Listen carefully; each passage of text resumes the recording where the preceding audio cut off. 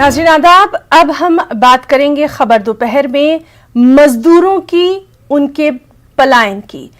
क्या इस एक साल में कुछ भी नहीं सीख पाए, जो एक बार फिर से मजदूरों के पलायन की वही तस्वीर सामने आ रही है। मैं हूं हिना जुबैर। चलिए शुरुआत करेंगे।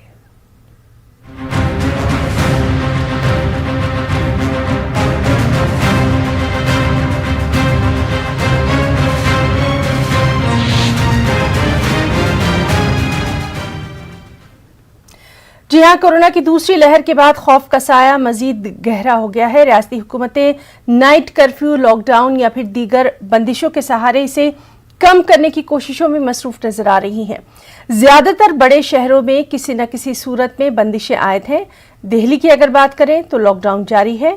महाराष्ट्र में लॉकडाउन का गहरा इम्कान है। ऐसे में इन बंदिशों से सबसे ज्यादा जिन्हें असर पड़ रहा है वो हैं यौमिया उजरत पर काम करने वाले लोग, मजदूर तबका, दूसरे शहरों में रहने वाला आम आदमी। शहरों में सन्नाटा पसरा है, लेकिन शहर से बाहर निकलने वाले रास्तों पर भीड़ है। सड़कें तो सुनसान हैं, लेकिन बस अड्डों पर अज़दहाम है। ट्रेनों की किल्लत है, लेकिन रेलवे स्टेशन पर लोगों का जमे गफीर है। और इन मजदूरों का अज़्म ऐसा कि अगर सवारी नहीं मिली तो प्यादा घर को जाएंगे और साल भर पहले की तारीख दोहराएंगे। इन्हें इस बात की कतई फिक्र नहीं कि वो कोरोना से मुतासिर हो जाएंगे। इन्हें इस बात का खौफ है कि अगर चंद दिन लॉकडाउन में तवालत हुई तो भूखे मर जाएंगे। हुकूमत के वादे इनके सामने लाचारी के गहरे साए से ज्यादा मजबूत नहीं है। इसे हुकूमतों की कोताहदस्ती कहिए या साबिका दौर की कहानी से हुए तजुर्बे का खौफ, बस सब ठीक है।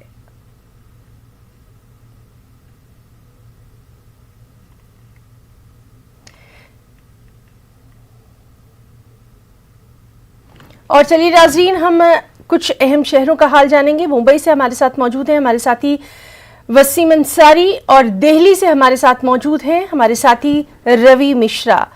रवि, सबसे पहले आपसे जानना चाहेंगे, जिस दिन से लॉकडाउन की बात हुई है दिल्ली में, लगातार फिर से वही तमाम मंजर देखने में आ रहा है जो इससे पहले हमने देखा था।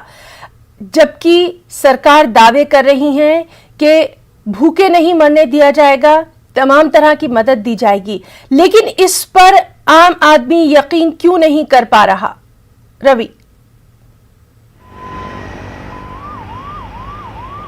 जी हिना, बिल्कुल देखिए, तस्वीरें बिल्कुल पिछले साल जैसी हैं। लोगों में डर है, भय है, जिसके बाद लोग दिल्ली से अपने अपने निवास स्थान की तरफ पलायन कर रहे हैं। साफ तौर पर लोगों का कहना है कि वो कहीं ना कहीं डरे हुए हैं लॉकडाउन लंबा ना खिंच जाए। इस वक्त मैं दिल्ली के ISBT बस अड्डे के पास मौजूद हूँ। आप देख सकते हैं कि ये दिल्ली का ISBT बस अड्डा है, जो कि काफ़ी व्यस्त बस अड्डे में से एक है।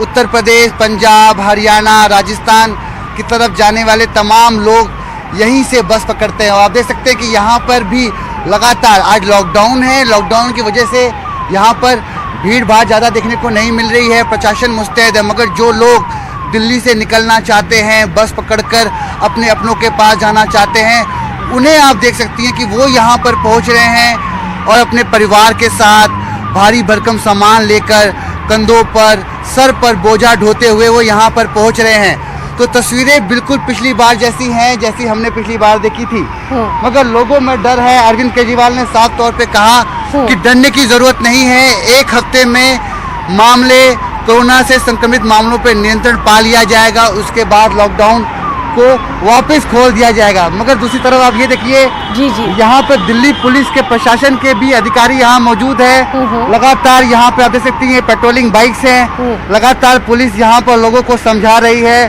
कि आप बिना वजह के बाहर ना निकले, ज़रूरी काम है तभी बाहर निकले। वही हमने काफ़ी लोगों से बात करी, मजदूरों से बात करी, उनका साफ तौर पे कहना है कि वो थोड़े से डरे हुए हैं कि लॉकडाउन ज्यादा लंबा ना खिंच जाए। बिल्कुल रवि, क्योंकि पिछली बार हमने देखा था कि किस तरह से इन मजदूरों को बेहद तंग दस्ती का सामना करना पड़ा था। एक वक्त का इनके पास खाना तक नहीं था। हमारे साथ हमारी एक और साथी रंजीता भी मौजूद हैं और हम अब वसीम अंसारी से भी मुंबई का हाल जानना चाहेंगे। वसीम, जिस तरह से लगातार हम देख रहे हैं लॉकडाउन का इम्कान गहराता जा रहा है मुंबई में, इस सब के बीच सबसे डरावनी तस्वीर अगर आ रही है तो वो आ रही है रेलवे स्टेशंस की। क्या यहां पर कोरोना का खतरा अब नहीं है? क्यों नहीं इंतजामिया इस जानिब कोई तवज्जो दे पाया? कमी कहां रही?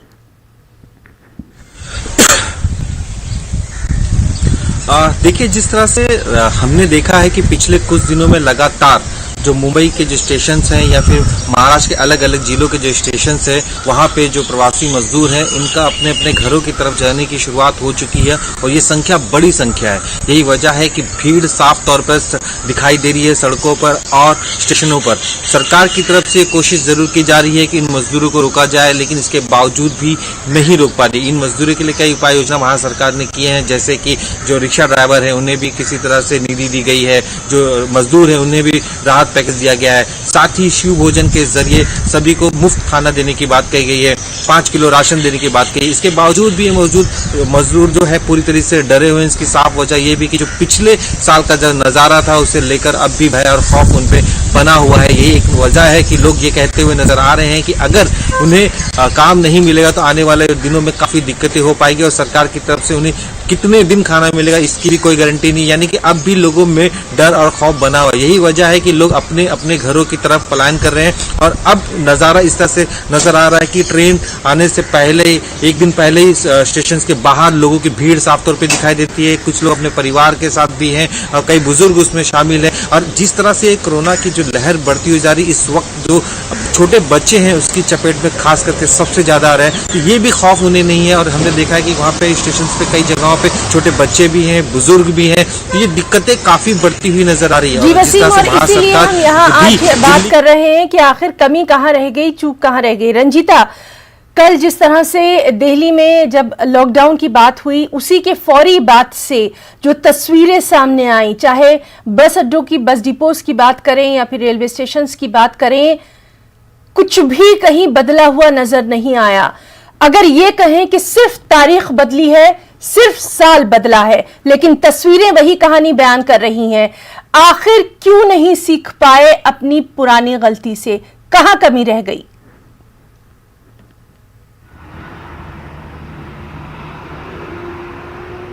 तस्वीरें कमोवेश वैसी ही है जो 2020 में लॉकडाउन के बाद देश ने देखा था। किस तरह से रेलवे स्टेशन, क्योंकि उस समय जब लॉकडाउन किया गया वो लॉकडाउन केंद्र सरकार की तरफ से था, तो ना तो ट्रेनें चल रही थी, बसें भी जो थी वो भी बंद करवा दी गई थी। हर स्टेट अपने अपने जो बॉर्डर्स है उसको सील कर चुके थे। तो लोगों की ऐसी तस्वीर दिखी थी कि वो पैदल जो है वो दिल्ली से अपने प्रदेश की तरफ चल रहे हैं। अभी मैं अपना मैं जिस लोकेशन पर खड़ी हूँ वो मैं आपको बताऊं, आनंद विहार ISBT पर मैं मौजूद हूँ और मैं अपने कैमरा पर्सन से कहूंगी कि ना वो तस्वीर आपको दिखाएं। कल जब 10 बजे लॉकडाउन की शुरुआत हुई, इससे पहले जो प्रवासी मजदूर है और लोगों को ये लग रहा था कि अब ये लॉकडाउन ये सिर्फ 6 दिन का नहीं रहेगा, बल्कि ये लॉकडाउन आगे बढ़ने वाला है। तो ऐसे में कल रात को जो भीड़ दिखी थी उससे अभी जो भीड़ है उसमें काफी कमी है। लेकिन जाने वाले जो लोग हैं उनका सिलसिला लगातार जो है वो बढ़ता जा रहा है। लोग अपने घरों से निकल रहे हैं और दलील ये दे रहे हैं कि दिल्ली सरकार पहले तो ये कह रही थी कि लॉकडाउन जैसी स्थिति नहीं है, और 3 दिन बाद प्रेस कॉन्फ्रेंस करके जो दिल्ली के मुख्यमंत्री है वो हाथ जोड़कर ये कहते हैं कि हमारे पास अब सुविधाएं पूरी नहीं है, कोरोना के मामले बढ़ रहे हैं और हमारे पास लॉकडाउन के अलावा कोई दूसरा विकल्प नहीं है। तो ऐसे में सरकार की किस बात को जनता कितनी तवज्जो दे, क्योंकि कहीं ना कहीं जो दिहाड़ी मजदूर हैं, जो दूसरे प्रदेश से यहाँ सिर्फ एक व्यक्ति काम कर रहा है और उसके पीछे पूरा परिवार आश्रित है, तो ऐसे में अब उसके सामने ये स्थिति खड़ी हो गई है कि काम पर जा नहीं सकते क्योंकि लॉकडाउन है, और जब कमाएंगे नहीं तो फिर खिलाएंगे क्या परिवार को। तो ऐसे में ज्यादा बेहतर ये होगा कि अपने प्रदेश लौट जाए। और वैसे ही तस्वीर जो 2020 में हमने देखी थी, कुछ उसी तरह की तस्वीर अब इस साल भी लोगों को देखने को मिल रही है। जी रंजीता, बिल्कुल ठीक आपने, और जिस तरह से अभी आपने नजारा जो दिखाया, लेकिन कल जब हमने देखा था, कल रात तक की जो तस्वीरें आ रही थीं उसमें लोग पैदल ही अपने घरों की तरफ रवाना हो गए थे। बिल्कुल वही बात कि उन्हें आखिर इस बात का यकीन क्यों नहीं है कि सरकार उन्हें राशन देगी, सरकार उन्हें एक वक्त का खाना देगी, सरकार उन्हें कुछ भी मदद फराहम कर पाएगी। कहीं ना कहीं यकीन दिलाने में कमी रह गई है। रंजीता, निश्चित तौर पर हिना, यकीन दिलाने में और सरकार के बयानों पर जनता अब यकीन नहीं कर रही है, क्योंकि यही सरकार प्रेस कॉन्फ्रेंस कर जनता को ये यकीन दिलाती है कि वो पहले वाली स्थिति अब नहीं है। हम एक साल में बहुत कुछ सीखे हैं और लगातार सरकार जो है वो काम कर रही है। लोगों को, कोरोना मरीजों को बेड मिल रहे हैं, तमाम सुविधाएं मिल रही हैं।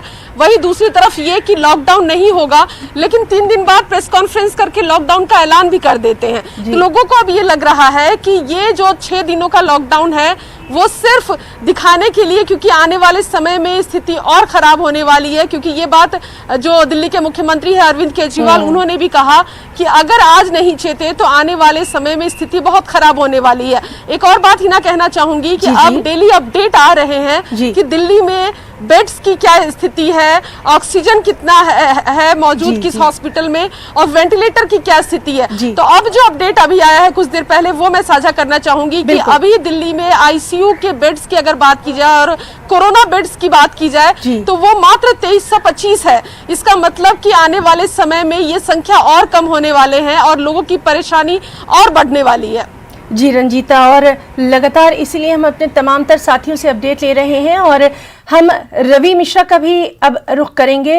रवि, रेलवे की तरफ से ये यकीन दहानी कराई गई है कि ट्रेनें कैंसिल नहीं होंगी, इसके बावजूद लोग जो हैं इतना खौफजदा हैं, इतना डरे हुए हैं कि वो पैदल ही अपने घरों की तरफ रवाना हो रहे हैं। तो कहीं ना कहीं लगातार जो हम ये बात कर रहे हैं कि कमी रह गई है, क्योंकि काम उन्हें नहीं मिल रहा है, इंडस्ट्रीज बंद हैं, जो जहां पर वो रहते हैं वहां की किराए की उन्हें परेशानी है, राशन की उन्हें परेशानी है। हालात कहीं ना कहीं ऐसे हो गए हैं जो उन्हें वापस जाने पर मजबूर कर रहे हैं।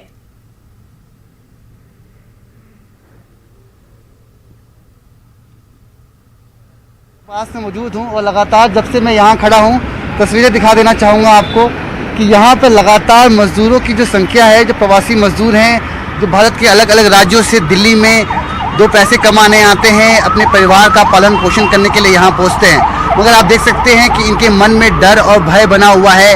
इनको लग रहा है कि ये लॉकडाउन थोड़ा एक्सटेंड ना हो जाए, बड़ा ना हो जाए, जिसके बाद वो दिल्ली में फंस जाएंगे। ऐसे में मौका रहते ही, मौके की नज़ाकत को समझते ही ये अपने अपने घर के पास, अपने अपनों के पास पहुंचना चाहते हैं। शायद यही वजह है कि ये अपने घर से, जो दिल्ली में छोटे मोटे कमरे में रहते हैं, भाड़े के किराए में रहते हैं, अपना लगेज उठाकर ISBT बस अड्डे के पास पहुंच गए हैं। लगातार यहाँ से निकलने वाली हर बस, आप देख सकते हैं कि हर बस में कम से कम पूरी बस खचाखच भसी हुई है और लगातार यहाँ पर लोग पलायन की स्थिति बरकरार है। यहाँ पर प्रशासन भी मुस्तैद है, जो समझाने की कोशिश कर रहे हैं कि पैनिक होने की ज़रूरत नहीं है, ज़रूरी है तभी घर से बाहर निकले, अन्यथा बेवजह बाहर ना निकले। रवि, अरविंद केजरीवाल सिसोदिया क्या कुछ कह रहे हैं, आइए वो सुनते हैं। सारे रिसोर्सेज लगा के, सारी मैन पावर लगा के, पूरे जितने भी हमारे पास में रिसोर्सेज थे उनको ऑप्टिमम यूटिलाइजेशन करते हुए हमने 3 गुना बेड्स कर दिए हैं। 6071 से बढ़ा के 19,101 बेड हो गए हैं केवल 2 से ढाई हफ्ते के अंदर अंदर।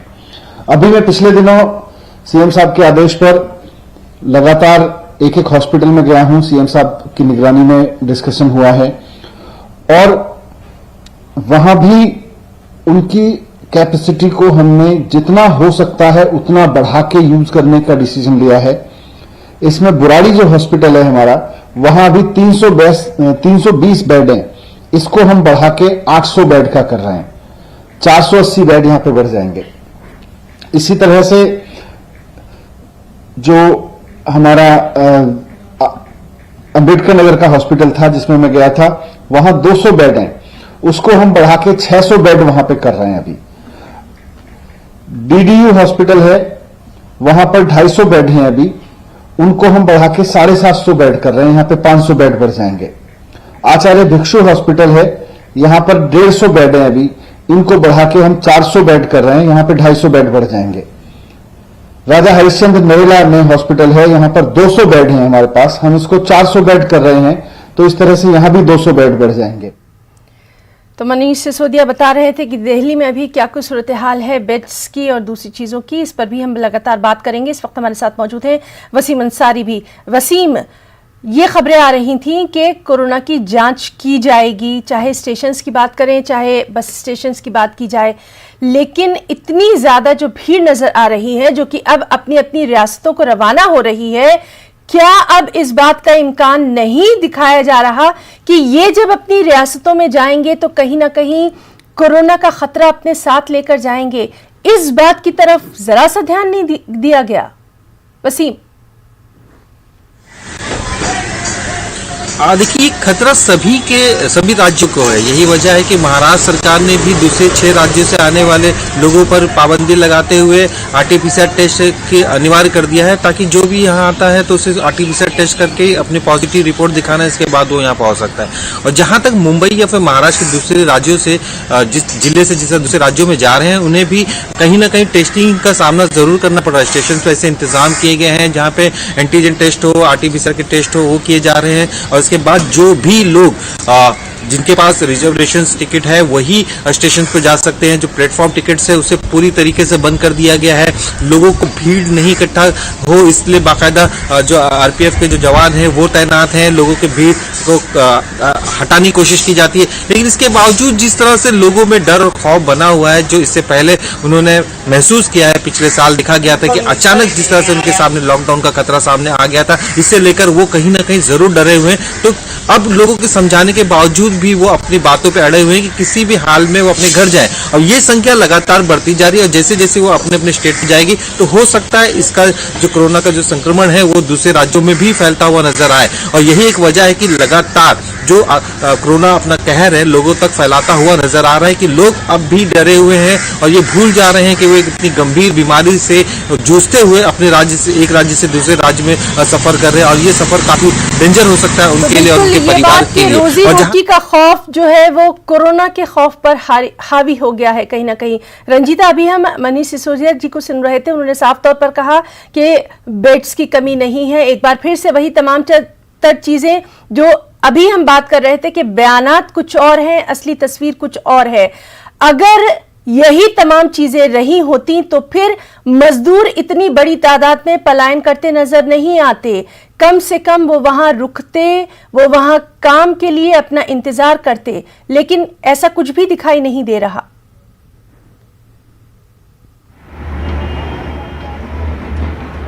अभी जिस तरह से मनीष सिसोदिया कह रहे थे कि जो गवर्नमेंट हॉस्पिटल है, जो ज़्यादातर हॉस्पिटल्स जो दिल्ली सरकार के अंतर्गत है उसमें बेड्स की संख्या बढ़ा रहे हैं, तो कहीं ना कहीं ये सरकार को लग रहा है कि जो इंतजामात है वो नाकाफ़ी है, जिसको बढ़ाने की ज़रूरत है। क्योंकि दिल्ली देश की राजधानी और यहाँ सबसे ज़्यादा ये खबरें निकल कर आना, सोशल मीडिया पर लगातार जो लोग ट्विटर पर है, सोशल मीडिया पे फेसबुक पर, वो लगातार अपनों के सलामती के लिए उनको बेड्स नहीं मिल रहे हैं, कहीं प्लाज्मा डोनेट करने की जरूरत है, डोनर वो ढूंढ रहे हैं, वेंटिलेटर नहीं है हॉस्पिटल में मिल रहा है। ऐसी पूरी चीजों से जो है वो भरा हुआ है, पूरा सोशल मीडिया जो है वो पटा हुआ है इन तमाम चीजों को लेकर। तो ये कहीं ना कहीं दिल्ली सरकार और केंद्र सरकार की जो दावे हैं उसकी पोल खोलती नजर आ रही है, क्योंकि जो इंतजाम है वो नाकाफी नजर आ रही है। क्योंकि दिल्ली के लिए लगातार ये कहा जाता है कि दिल्ली में न सिर्फ दिल्ली के पेशेंट, बल्कि जब किसी भी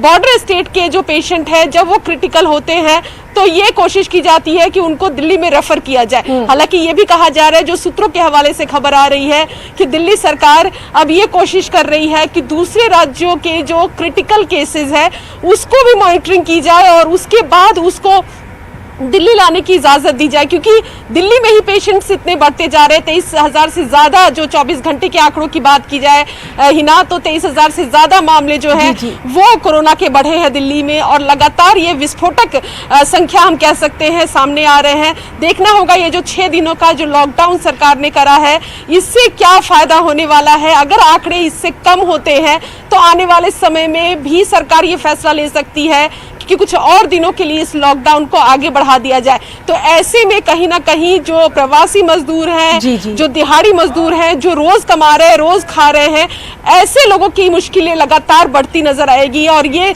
देखा भी जाएगा क्योंकि लगातार हमारी भी बातचीत उनसे होती है हिना, और उनका ये कहना है, कल जब मैं लॉकडाउन की घोषणा हुई थी तो मैं इंडिया गेट गई थी और वहाँ जो हॉकर्स है, वहाँ जो कमाने के लिए जो अलग अलग चीजें जो बेच रहे हैं, उनसे जब बातचीत हुई तो उनका कहना था कि कोरोना से बाद में मरेंगे, बिना खाए पहले मर जाएंगे। तो ऐसी स्थिति उनके सामने है, एक कमाने वाला और 5 खाने वाला। तो ऐसे परिवार वाले क्या करेंगे? उनके सामने विकल्प सिर्फ यही तो बच कहीं रहा ना है कहीं कि वो कमी है वो इंतजामिया की जानिब से देखी जा रही है, और इसी का खमियाजा जो है ये इन मजदूरों को, इन रोज कमाने वालों को उठाना पड़ता है।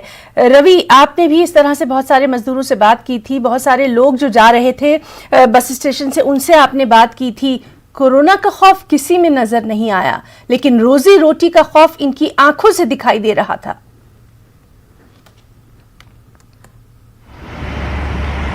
बिल्कुल, देखिए, रोटी कपड़ा मकान, यही ख्वाहिशें लेकर आदमी अक्सर छोटे गांव से शहर की तरफ रुख करता है, मगर लॉकडाउन जैसी परिस्थिति में वो अपने परिवार की चिंता करता है और अपने अपने घर वालों की तरफ जाने की कोशिश करता है। यही तस्वीरें यहाँ देखने को मिल रही हैं। तमाम लोग, आप देख सकते हैं कि इनके हाथ में बिस्तर है, बैग है। आप लोग कहाँ जा रहे हैं और क्या लॉकडाउन की वजह से जा रहे हैं? कामकाज कैसा चल रहा है? कामकाज सही चल रहा है, मैं घर जा रहा हूँ। अरे पिताजी की तबीयत खराब है। पिताजी की तबीयत खराब। आप? अरे लॉकडाउन लग रहा है इसलिए। आप लॉकडाउन की वजह से जा रहे हैं? लॉकडाउन तो 1 हफ्ते के लिए लग रहा है, फिर जाने की क्या वजह है? अरे मम्मी पापा बोल नहीं चले हो। माता पिता कह रहे हैं कि निकल जाओ, कहीं लंबा ना फंस जाए, इस वजह का भी डर है। मगर कुछ लोग अपनी ज़रूरी कामों की वजह से भी जा रहे हैं। आप देखते हैं दूसरी तरफ तस्वीरें देखिए, ये तस्वीरें देखिए, लगातार यहाँ पर बस अड्डे की तरफ लोग बढ़ते नज़र आ रहे हैं। लगातार इनके हाथ में बैग है, इनके लगेज है, घर का सामान है, और लेकर ये बस अड्डे की तरफ घुस रहे हैं। छोटे छोटे मासूम बच्चे हैं इनके साथ, और ये परेशान नज़र आ रहे हैं, हताश नज़र आ रहे हैं। इनकी जैसे कि सारी उम्मीद छिन गई हो। रवि, आपसे फौरी तौर पर जानना चाहेंगे, क्या इस सब के बीच में कहीं कोरोना टेस्ट की बात आपको दिखाई दे रही है? जी बिल्कुल, बता दूं आपको कि बस अड्डे के अंदर RT-PCR टेस्ट की पुख्ता इंतज़ाम हो रखे हैं। यहाँ से जाने वाले तमाम जो यात्री हैं वो RT-PCR टेस्ट करवा रहे हैं, उसके बाद ये बस में बैठ रहे हैं। उनकी रिपोर्ट मैसेज के माध्यम से उनके फ़ोन पे आ जा रही है, और जहाँ भी शंका लग रही है उनको रोक दिया जा रहा है। वापस वहाँ से पलायन जो करने के लिए निकल रहे हैं, उनको अंदर घुसने के लिए इजाज़त नहीं है। टेस्टिंग के बाद ही यहाँ से लोग अंदर बस में बैठ के जा रहे हैं। आप देख सकते हैं कि सामने हरियाणा रोडवेज की बस है। ये बस भी पूरी तरीके से कचाकच भरी हुई है। इसके पीछे उत्तर प्रदेश परिवहन की बस है, उसमें भी आप देख सकते हैं कि जी रवि, और हम फौरी तौर पे वसीम अंसारी आपसे भी जानना चाहेंगे, महाराष्ट्र में पूरी तरह से लॉकडाउन की बात की जा रही है, अभी क्या कुछ जानकारी? देखिए, महाराष्ट्र में जिस तरह से पिछले कुछ दिनों से लगातार जो संख्या बढ़ रही है 50 से 60 हजार पर डे, और जो 15 दिन का संचार बंदी लगाई गई है, धारा 144 लागू की गई है, उसके बावजूद भी जो मरने वालों की संख्या है उसमें कमी नहीं आ रही, इजाफा देखने मिल रहा है। इसे लेकर महाराष्ट्र सरकार काफी चिंतित है। आज दोपहर 3 बजे कैबिनेट की बैठक है। इस बैठक में कई अहम फैसले लिए जा सकते हैं, जिससे बेड्स की कमी, ऑक्सीजन की कमी, और आने वाले दिनों में किस तरह से जो ये बढ़ते हुए आंकड़े हैं उन पर अंकुश लगाया जा सके। जिस तरह से देखा गया कि दिल्ली में लॉकडाउन लगाया गया, उसके बाद जो महाराष्ट्र के मंत्री हैं वो भी इस बात की वकालत करने लगे हैं कि अब महाराष्ट्र में भी इसी तरह की नौबत आ चुकी है कि पूरी तरीके से लॉकडाउन किया जाए। विजय वट्टीवार जो महाराष्ट्र सरकार के मंत्री है, राहत पुनर्वसन मंत्री है, उनका साफ तौर पर ये कहना था कि आने वाले 2 दिनों जी वसीम, तो लगातार तमाम तरह हालात पर हमारी नजर बनी हुई है। रंजीता, रवि मिश्रा और वसीम, आप तीनों का बहुत बहुत शुक्रिया अदा करना चाहेंगे। साथ ही साथ ये भी बार बार कहना चाहेंगे कि आप अपना ख्याल भी बहुत रखिए। तो आज खबर दोपहर में फिलहाल इतना ही। आदाब।